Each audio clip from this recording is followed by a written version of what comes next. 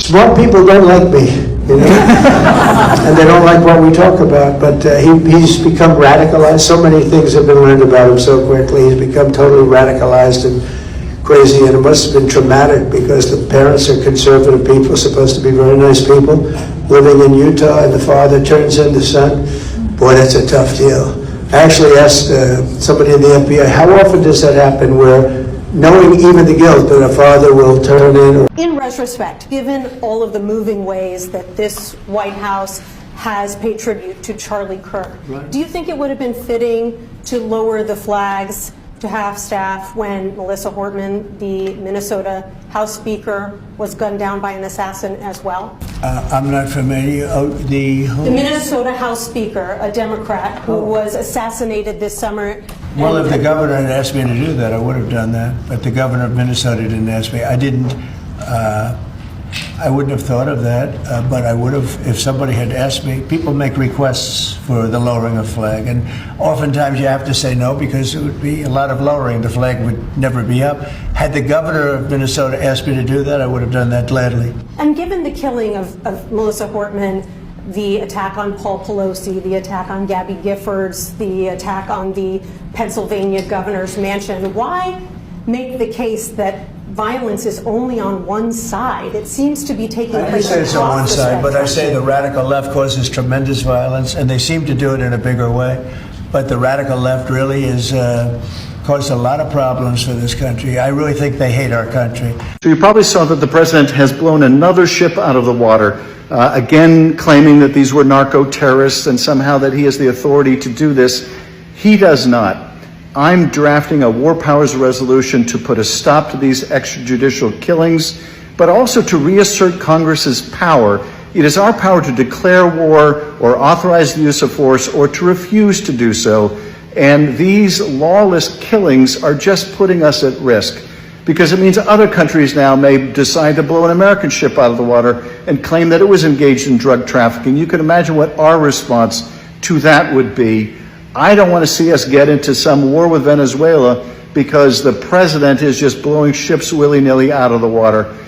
This, I hope, will enjoy bipartisan support in the Senate. We've seen at least one Republican senator speak out against this kind of lawless action, but we need to put a stop to this. I prosecuted drug traffickers for many years. There is a tough way to fight this, and it is not by just arrogating to yourself the decision, I'm just going to blow people up. A bill has just been introduced in the U.S. Congress that will strip away your passport for criticizing Israel. And a day after this bill was introduced, Marco Rubio was in Israel meeting with Netanyahu and kissing the wall. This is dual citizen Brian Mast, who serves in the U.S. Congress, and he's wearing his IDF uniform, which he served in. He's the one who introduced this bill that will revoke passports of anybody who criticizes Israel online or has a pro-Palestinian rally. What makes this so terrifying is that Secretary of State Marco Rubio supports this bill, wanting to limit travel for those who criticize Israel. And of course, the Israeli government is completely on board with this, wanting to survey U.S. citizens to help them find the people that criticize them. Now, this bill is in its early stages, but it's one of the few that target natural-born American citizens, not just visa holders. The U.S. federal court system rules that criticizing Israel is hate speech against the Jewish religion, and hate speech in America is a felony. Therefore, you criticize Israel, you get a felony, no passport. Comment your thoughts on this and follow for updates. What's up, beautiful and amazing people? So, guys, first of all, I want to take this opportunity to say thank you, and thank you so much for your support. I don't take it for granted, by the way, you know. So in today's video, we're going to talk about a couple of topics, and of course that's things to do with Maga, because you know what, I came to realize that Maga is your thing. So I don't even know where to start from, but let's talk about Donald Trump. You know, he was addressing people somewhere in America, and then this question of, you know, Tyler Robinson, the boy that allegedly, you know, unalived Charlie Kirk in Utah Valley University some few days ago. That's on 10th of September 24. So he was asked about it, and you know, the way he came out and responded, he kind of felt guilty, because he was like, you know, the parents are conservative, and you know, we have to understand them. Okay, if you interpret what he was saying, that's what he was actually trying to put out here. So, my good people, the guy said that it's only smart people who don't like him. And, that it made me thinking a lot. Because if you say that it's only smart people that like him or like me, if I may translate it directly, you know, it's like an insult to MAGA supporters, these people that genuinely love MAGA for real. Because it means if you tell me to interpret that particular sentence, I will be like, that it meant that, all these MAGA supporters are, not, they're dumb, they're not smart. Because, and what about the Democrats will be like, you said the truth for the first time, that it's only smart people who don't support him now. Those are the Democrats, and then those who support him are the dumb, the, FOOLSH. And guys, how would you have translated that? Because now, it was again funny because when he was saying that in that particular conference, the people around him were laughing. Yeah, I mean, they were laughing after being insulted that, only those who love me are the poorly uneducated ones. Yeah, Trump, the president, the POTUS, is literally calling those people that believe in him not smart. When, anyway, let's head over to this sad story. The same thing in a conference, being interviewed. Okay, it was a Q&A. The journalists or reporters asking question, and then he answers them. And there was this particular question that was posed by one of the reporter, and that was concerning the lawmaker. Okay, may her soul rest in eternal peace. So there was this lawmaker from Minnesota. The lady was actually unalived, of course, by a trigger.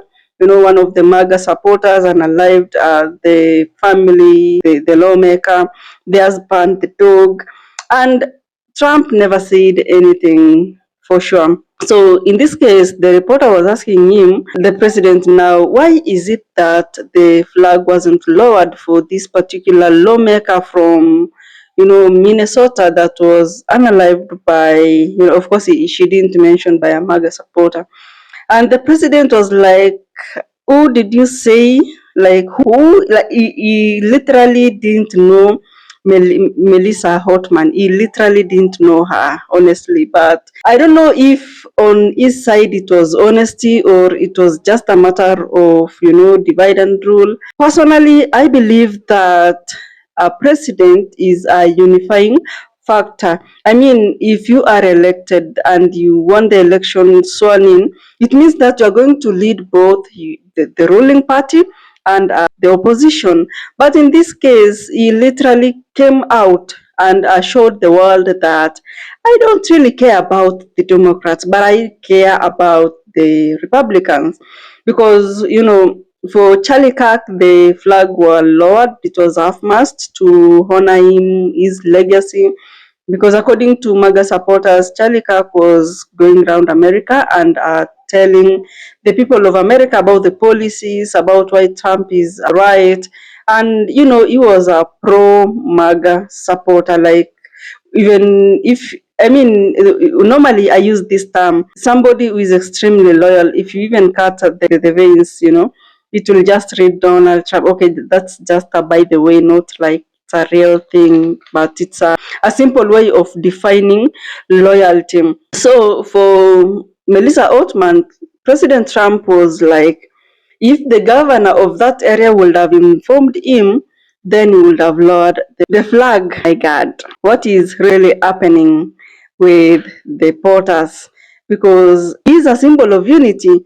So by him coming out and saying that I didn't even know this lady, from where? Who is she? And at the same time, I sat down and I was thinking, suppose Kamala Harris won this race and became the POTUS, will she have really done the same thing to, probably if a Republican was unalive, would she have done the same thing? kindly tell me in the comment section below. I really need to understand this thing, because I've really never seen a president that comes out boldly like that. Yeah, I mean, showing that division and his unity. At the same time, there was this question that was lingering in my mind. Okay, you wanted to be told about the late Melissa Oatman's death so that you can lower the mask. Then, who told you about Charlie Kirk? Because both of these stories were in the media, but he never uttered a word about Melissa Oatman, simply because she was a Democrat. She was elected under the party of a Democrat, or she's a Democrat, and Charlie Kirk, a Republican or a Maga supporter. So tell me down below what you think about this particular issue of, Charlie Kirk, the flag being lowered after he got unalived, and then Melissa Oatman, the president, saying that he is not even aware.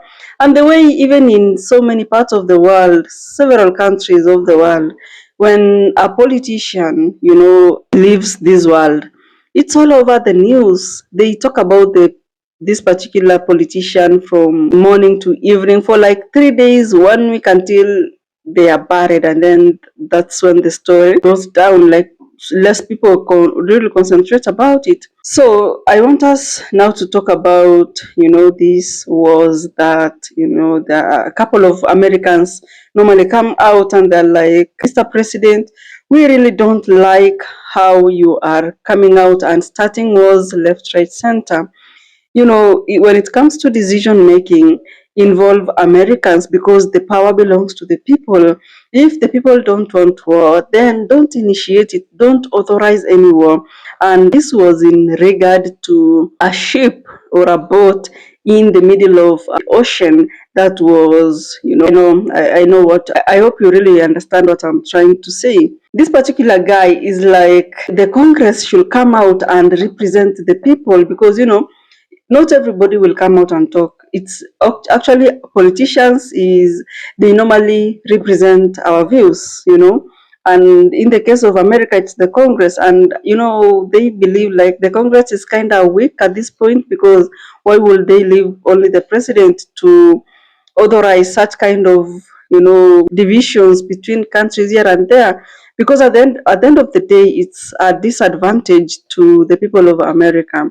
And that being said, when the president does that, and for instance, a ship from an American ship in the sea, it's likely to be bombed or done something just because, of what the president is authorizing. And lastly, I want us to talk about this bill that is in the process of being passed by the parliament or the Congress. This bill is meant to, strip visas and citizenship of those people that criticize. I mean, according to America's law, hate speech is equal to felony. And hate speech is a felony in America, and criticism is equal to hate speech. And now they're like, you are not supposed to comment about anything about what is happening in Israel, especially if you are talking negative about it. And of course, that came out because USA is a pro-Israel. They support Israel left, right, center. And I don't really understand what they want in the Middle East. Of course, most of you will be like, yeah, it's just the oil, because those countries are rich and rich in, and the fact that they don't really want things to do with, the USD, they just want to be independent in their own way. They don't want to be like, we want to be ruled and be managed by America and all that. I think that's what is causing all this chaos there. But the fact that if you come out and criticize Israel, they will actually deprive you of your citizenship is kind of funny, because if you are a visa holder, it means that your freedom of speech is kind of infringed, and you'll of course live in fear of not wanting to comment about what's happening in Israel and what Israel is doing to other countries. And I don't really want to dwell in that because I don't really know the story behind Israel and other countries and America. But that's a bill that is coming up. Let's see if it will pass. And, that's like telling people like you don't really have the freedom of speech. You don't. You better keep quiet and keep your own opinion to yourself. But of course, Americans will come out and speak because, I always follow up American stories and I see how bold people are. They confront you. They don't really care like who you are. You could be the top and the top person in the government, but they will tell you the truth. They tell you that, hey, we don't really like what you are doing. You are this and that. Like they mention the F words and all that. And it's kind of interesting because here in Africa, if you confront a politician or a leader in front of people and they'll just manhandle you at that particular point and there is nothing you can do because justice is all about money here. But in America, I think justice is easier, and that's the difference between us and the developed and the developing countries. So guys, thank you so much. If you watched this particular video up to this point, kindly subscribe, turn on the notification bell. I love you to the moon and back. See you in the next video.